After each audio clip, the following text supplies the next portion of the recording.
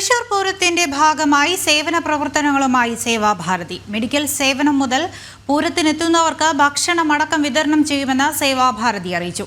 കഴിഞ്ഞ 21 വർഷമായി സേവാഭാരതി പൂരപ്രേമികൾക്കായി നിരവധി സേവനങ്ങൾ ചെയ്യുന്നുണ്ട്.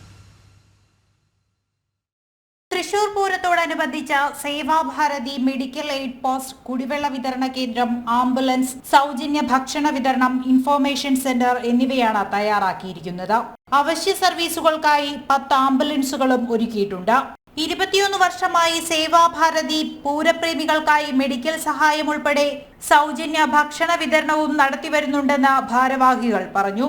10 കേന്ദ്രങ്ങളിലായിട്ട് ഔഷധ കുടിവെള്ള വിതരണം, 2 കേന്ദ്രങ്ങളിലായിട്ട് കഞ്ഞി വിതരണം, ഏകദേശം 35,000 പേർക്കാണ് കഞ്ഞി വിതരണം നടത്താനായിട്ട് സജ്ജീകരണം നമ്മൾ തയ്യാറായിട്ടുള്ളത്.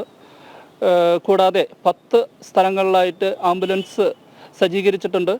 DMO സംവിധാനത്തിലാണ് ആംബുലൻസുകളുടെ പ്രവർത്തനങ്ങളൊക്കെ നമ്മൾ കേന്ദ്രീകരിച്ച് പ്രവർത്തിക്കുന്നത്.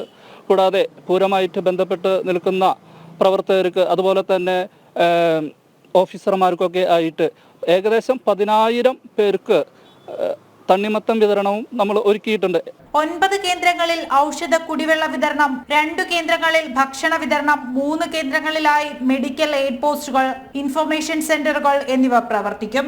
അടിയന്തര ഘട്ടങ്ങളിൽ ഡിസാസ്റ്റർ മാനേജ്മെന്റിൽ പ്രത്യേക പരിശീലനം സിദ്ധിച്ച 500 വാളണ്ടിയർമാരടക്കം ആകെ 1000 വാളണ്ടിയർമാരെയാണ് നിയമിച്ചിരിക്കുന്നത്.